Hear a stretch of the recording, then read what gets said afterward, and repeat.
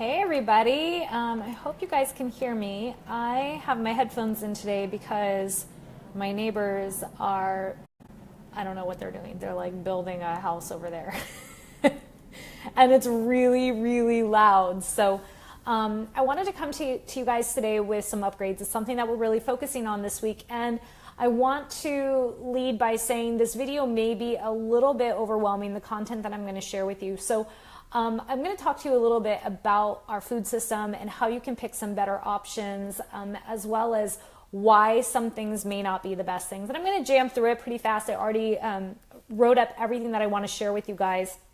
But ultimately, instead of getting overwhelmed with any of this information, I simply want you to take note. And if there's one or two things that you're like, wow, that hit home, then that's what you're going to put into practice. Remember, everything we need to be taking in bite-sized chunks so that we can actually put it into our lives. I think one of the biggest hurdles that we face is there's so much information out there. There are so many tools. And sometimes we feel like we need this gigantic overhaul in our lives and we need to do everything different.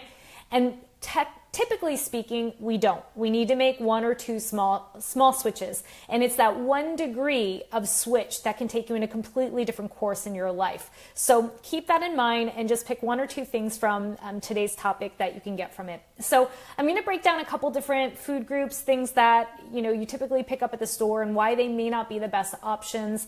So you learn a little bit more about, get educated behind food. So the first things we're going to talk about really quick, we'll jam through wheat, corn, soy, and potatoes. These are probably the 4 biggest problems that we have in America, aside from wheat creating gluten intolerances. We consume it in very, very liberal amounts. And the same with potatoes and the same with soy, the same with corn. They're used as fillers in just about everything. So while you'll find wheat, processed wheat, non-organic wheat, highly GMO wheat, processed into everything from crackers and breads and processed foods, you'll find the same with soy and corn and potatoes as well. So all 4 really cheap fillers. Look for soy, especially in the ingredients on everything from cracker labels to mayonnaise to whatever it is. Look at all your labels and start breaking it down. And my guess is that you're going to start to see soy show up in a lot of places. Soy is highly estrogenic. It's highly thyroid suppressive. It's highly immunosuppressive. It's high GMO. It's often not organic. It's grown, obviously, to feed all of our livestock, along with corn and wheat and other such grain, potatoes. And because we have such a massive amount of livestock in our world, in our country, that we're feeding with these cheap filler foods, we're farming a lot of these cheap filler foods, and they're also going into our food system, and they're causing obesity. It's causing the obesity epidemic, as well as ill health in a lot of Americans. So take a look for all of those and make sure that if you're having corn, you're having fresh corn on the cob that's organic. And I'll be honest, most of it is GMO at this point. If you're having wheat, again, look for, non-GMO, organic. My best advice is to pick an alternate form of grain. So, quinoa would be an alternate form. It is not glutinous. It's actually a seed, but many people tend to digest it well. Some people don't. It's not something that I digest well personally. There is kamut. That might be wheat. Now that I think about it, I can't remember if that's glutinous or not. Buckwheat is not glutinous, even though it has the word wheat in it. It's a gluten-free grain. Millet, amaranth. Rice can tend to be high GMO. You might want to look for something like forbidden rice, one of the more colorful rices like black or red. If you can find it non-GMO and organic, those will be a better bet. Plus they'll be higher in antioxidants. Potatoes, we indulge in a little bit of everything, but potatoes I try to stay away from. They are high GMO, high non-organic foods. So animal proteins, I'm not going to lie and tell you that you only have to be vegan to be healthy. That's not the case. I'm certainly right now not 100% vegan, but I will say that when it comes to animal proteins, you can certainly pick better ones than the others. So generally speaking, your red meats are going to be the ones that are highest in saturated fats. It is said that humans don't contain the enzyme that helps break down swine. So pork would not be an optimal meat for human consumption. Also, generally speaking, I think a lot of people love pork because they love bacon. Seems to be a huge bacon movement. And bacon, typically, because it's more processed, it's high in nitrates. Nitrates are carcinogenic, which means cancer causing. You also find nitrates a lot in cold cuts. So please do look at your cold cut labels. And if you're buying cold cuts, find the ones that say no nitrates. And often they're adding, processed, lab synthesized, artificial flavored smoke flavoring into the bacon, which also could potentially be a carcinogenic food. When it comes to selecting animal-based products, I always recommend looking for wild caught. That would be if you're, land roaming animals like buffalo or beef would be like wild caught stuff. Or if you're looking for fish, also wild caught, you're going to generally see a lower toxicity level in wild caught animal protein, whereas a higher toxicity level will be in in farmed animal proteins.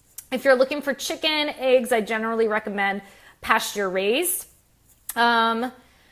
Often our animal proteins are filled with those same crops. I mean, like I mentioned in the very beginning, the potatoes, the non-organic potatoes, non-organic, grain, the high GMO, everything that is produced by Monsanto. So all of that is generally what's being fed to our animals. And we have to remember there is that theory of you are what you eat. So you are getting some level of vibration, and this might be too esoteric for some of you, but you are getting some level of vibration as well as the nature of what you eat in the food chain. So if you eat optimal food that is fed and nourished well, you will be fed and nourished well. If you eat a sick food, you will receive the energy of that sick food. So keep that in mind too. If you if you ever watch any of the films that share with you a little bit more about what it looks like in raising livestock, you will see that often it is not the best quality for animals. And again, I'm not saying this as pro-vegan.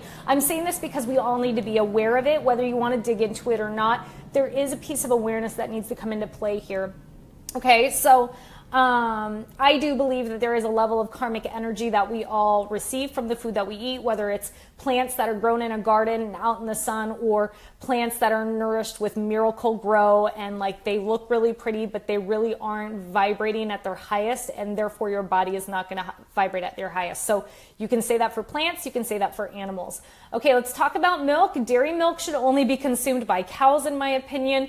Cow milk is produced from a mother cow to make a baby calf grow really, really big, really, really fast. Humans do not need that kind of growth. Also, there is no animal that is just constantly lactating. Just like humans only lactate when they have childbirth. So the reason why you're able to lactate as a pregnant individual or a woman who has just given birth is that your body has produced a level of hormones that now has produced prolactin is one of them, which helps you lactate. So the only way that a cow is going to be able to produce breast milk is by constantly receiving the hormones that trick its body to believe that it's pregnant, so that they have a really high prolactin amount as well. So when you receive milk from a cow that you're drinking, again, we're the only species, humans are the only species that drink milk from another mammal. So do keep that in mind. But not only are you receiving incredible amounts of hormones, which create hormone disruption in humans, but you're also receiving the prolactin, and this, you may not know, you're actually receiving a really high amount of white blood cells. White blood cell count actually is what is pus. So when you see pus, that's white blood cells. So it's something to keep in mind. It's kind of gross. So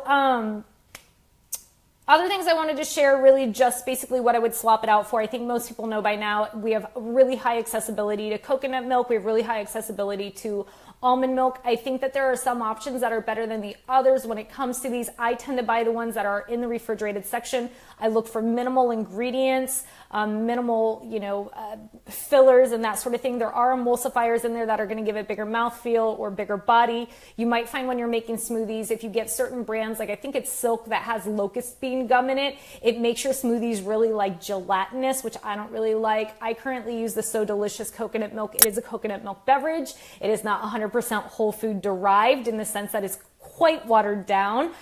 So you can always make coconut milk by buying a coconut, cracking it open and blending some of the water with the meat. You can also make your own almond milk. I have a video for it on my YouTube. It's really simple. You do soak your almonds and then you rinse them, and then you can blend them in a blender with dates or any other sweetener that you prefer. And then generally you strain them through a nut milk bag, which could also be like a paint strainer bag, pantyhose, t-shirt, what have you. Again, I have a video for that on my website.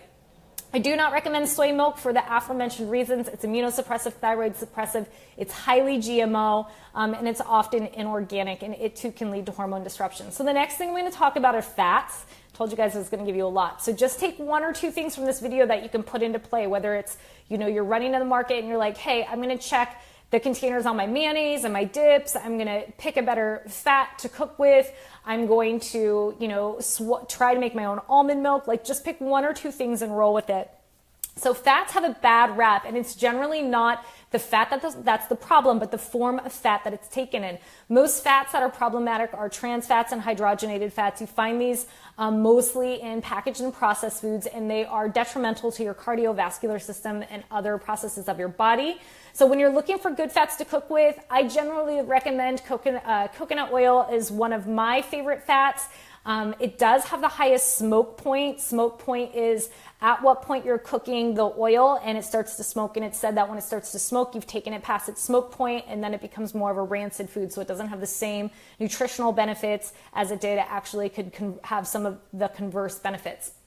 So I tend to buy cold pressed, unrefined coconut oil, which is going to have a lower smoke point than a refined coconut oil. But refined anything, refined means additional processing, and then you're losing nutrient quality. When I'm cooking in a skillet, I've purchased non-stick skillets, so I can actually steam fry and just add a little bit of water to the base of the skillet and keep some water going in there. Otherwise, just like when you're cooking, you're going to end up adding more and more fat. There's no need for that much fat in your body. When it comes to oils, you have to remember that oils are an extraction. They are not a whole food. So avocado oil is an extraction of avocado. And when you're having the oil, that means that you've taken away the fiber quality, the water quality, and a lot of the essential nutrients that live inside that avocado. So to this point now, I generally don't use a lot of oils. I do use olive oil for some things, but if I'm roasting it in the oven, like I'm roasting Brussels sprouts or sweet potatoes, I generally melt a little bit of coconut oil first, and I use that on there. I save extra virgin olive oil for things like recipes or salad dressings per se that I would use that are not heated. And even to speak to that point, I generally, again, have stepped away from using a lot of the oils because I feel like whole food fats are better. So in place of using extra virgin olive oil and salad dressings, you can be using avocado mixed with lemon and herbs. You can blend that in a blender, or if you get a nice avocado, you can just stir it right into your salad. You can use tahini, which is one of my favorite things that I use in salad dressings. I do tahini, lemon, and coconut aminos. Coconut aminos is a great alternative for soy sauce or for tamari. So soy sauce is obviously soy-based. Tamari, it tastes a lot like soy sauce. It's also soy-based, but it's gluten-free. And then coconut aminos is the alternative to both of those. It's a little bit sweeter. I feel like it's somewhere between the flavor of teriyaki and soy sauce, but it's got the thinness that soy sauce has. Okay, so that's what I do for my salad dressings these days.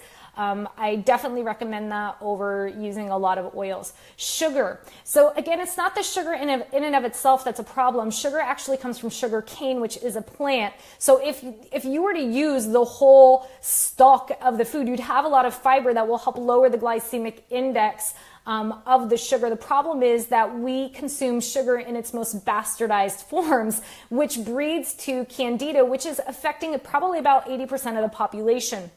So, we're having high fructose corn syrup of other extractions of syrups, There's a ton of alternative sugars on the market, different syrups that are healthier options. Some of them are healthier than the others. Some of them do have a lower glycemic index than the others.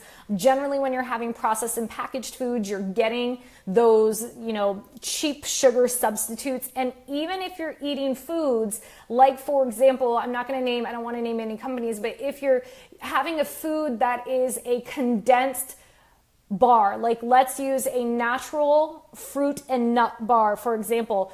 If you have an apple and almond bar that's been condensed together, you're getting a really high amount of sugar because how many apples had to go in to drying that fruit and shrinking it? So all of a sudden you're going to have a higher amount of sugar with a lower amount of fiber, water, and all the other things that fill you up. So I always say whole foods are the best foods. I also watch out for anything with OSE on the label. So if you're looking at the label and it says maltose, dextrose, glucose, fructose, anything with that OSE, those are all forms of sugar. I also watch out for erythritol, which is a sugar alcohol. It does not have a grammed sugar content because it is a sugar alcohol. So basically you'll see it in a lot of sugar-free foods, but it causes bloating in a lot of individuals. It causes a lot of digestive distress. And at that point, you have to wager what is more important, having a little bit of sugar in your diet or having something that's going to create bloating, digestive distress, and whatnot. And sometimes, in my opinion, sugar is the better option. I always opt for stevia. If I'm baking and it has to be something that stevia can be mixed with, sometimes too much stevia is overwhelming. You can look for coconut sugar, you can look for yakan, you can look for lancanto, you can look for monk fruit. All of these are going to be lower GI and they're going to help sweeten your foods without all of the high glycemic index and without all the problems that sugar can cause. So salt, the fact is that you require salt in your body for many, many essential functions. Sodium is an electrolyte that is necessary. So salt is not necessarily the problem, but the problem is that most people are eating table salt. And table salt is stripped of all of its essential nutrients. It is bleached and then they add nutrients back in. So the better option would be to buy like a pink Himalayan sea salt that is pure, that comes with all the essential nutrients and sodium in it. It is not touched. It is only touched by nature. And that in a sense, you're getting great nutrients, salt flavor, everything you need from a natural source. Snacks. This is where I feel like a lot of people go wrong. The problem with snacks is that they're full of everything I said, hydrogenated oils, hidden MSG. MSG has a bunch of different names, torula yeast, autolyzed yeast. Those are two big ones. A lot of times I go to, I'm not going to say the name of the store, but markets that have a lot of things that are prepackaged and they're perfect and they look delicious. And I look at the label and there's autolyzed yeast extract, torula yeast extract. Those are two big ones for MSG. High fructose corn syrup, wheat, corn, soy, all those things that we already talked about. It's a digestive nightmare. It's an absolute digestive nightmare, and the food becomes very addicting. It creates neurotoxicity, so you're triggered and you're excited, and now food is used as a drug. So in my opinion, mini meals are better. I was mentioning before, like if you had a snack bar that was condensed apples, so it was dehydrated apples and almonds, your better option would be just to eat the whole apple with a handful of almonds. All of that water content and fiber that's naturally in that apple is going to help satiate you more than a snack bar that is packed fuller of sugars with lesser of waters. Also eating something, if you eat animal protein like let's say turkey and cheese, I don't know, it's off the whim, is going to be more nourishing for your body than having, like, generally speaking, a pasta salad, which is likely GMO corn, or excuse me, GMO pasta. It could be whole wheat pasta that's covered in whatever sauces and vegetables, which sound great, but you've got this heavy, heavy carb load, which can make you really tired. It's also better than eating like a bag of chips or something like that. That would satiate you. So the last thing I'll mention, and then I'll shut this video off, is beverages. Juice, coffee, and sodas are crippling our health. The coffee and soda habit is not just like a one a day for most people. So if you have that in control, if you're just having, one cup of coffee in the morning, I'm not going to say it's going to be detrimental to your health unless you're suffering from adrenal burnout. Most people that drink soda, most people that drink coffee, it is more than a one a day habit. It is like a 3 to 5 a day habit. And people that get addicted to sodas, even diet sodas, it is detrimental to your health. It's creating adrenal burnout. It's creating a bunch of allergic reactions. People don't even know what they're suffering from. They don't understand why they have a cough all the time or why their nose is running all the time. It makes you strongly anxious or jittery. And again, probably the biggest thing is it's contributing to adrenal burnout. And then everybody is blanketing their issues as hormonal issues when really the issue is the food that they're eating or the lack of nutrient beneficial food and rather the stimulants that they're having. Juices are just as bad. They're packed with sugars. I was at the grocery store the other day just for shits and giggles. I looked at one of the healthy, I think it was, I'm not going to say the brand, but I looked at one of the healthy labels of juices like organic black tart cherry juice, and I flipped the label around and 1 8-ounce cup had like 50 grams of sugar. That is more sugar than a woman should be having in the entire day. And it is in 1 cup of black cherry juice, which is supposedly antioxidant rich. So be careful where you're getting that from. So transition to a better habit, whether that's Pellegrino, whether that's having I'm not going to name it again, but there's lots of brands of sodas now that are based with either stevia or their soda waters that have some, maybe I'll buy it, not natural flavoring, but it can at least get you off some of the soda that's corrupting your diet and lighten things up so you can get yourself off of it. If you're drinking coffee and you want to go to decaf, pick a Swiss water processed decaf, which doesn't use the high solvents that are used when they're extracting caffeine from regular coffee. If you're someone that drinks a lot of juice, try a cold pressed green juice. Try a green juice without any fruit or that has minimal apple, so you're not getting a lot of sweetness in it. Maybe sweeten it with lemon. I know that when I go to a juice bar and I order a green juice with lemon, because they don't clean their juicers between everything, all of the sugar from the carrots and the beets and the apples that they've already been processing and pushing through all day long, they're still up in that. All that pulp is still up in there somewhere, because a lot of times my juice comes out and it's super, super sweet. And I'm like, wow, I didn't even ask for any sweetness in that. So, that sugar can, again, get in your way really, really fast. So hopefully you found some help with this. This is just one of my many shares that I'm going to be providing for you guys this week. But I just want you to be completely aware and educated about food. I want you to educate yourself as food. There's some incredible movies out there based on what you're into. There's so many that you can look into. There's a movie I watched on paleo. There's a movie I watched on, vegan. There's a movie I've watched on the food movement. I think Food Inc. is actually a really incredible movie. If you've never seen it, it's been around for years. I haven't seen it in a long time, but I remember when I watched it thinking, this is shot well, it's done properly, and it's really informative, and it didn't seem as biased as some of the other films seem. So I do recommend that. There's also a series online called The Story of Stuff. It's you can Google it, The Story of Stuff, and you can watch how the different chemicals go into our approved by the FDA to go into our beauty care products, which essentially get into our system, which poisons us. So there's a lot of great stuff that you guys can tap into, but you're adults and you need to be resourceful and you need to look into this on your own. So I hope this gives you a head start. Pick 1 or 2 things from today. Share with me below which 2 you're going to put into effect. I'm excited. And I'll talk to you guys later. Bye, guys.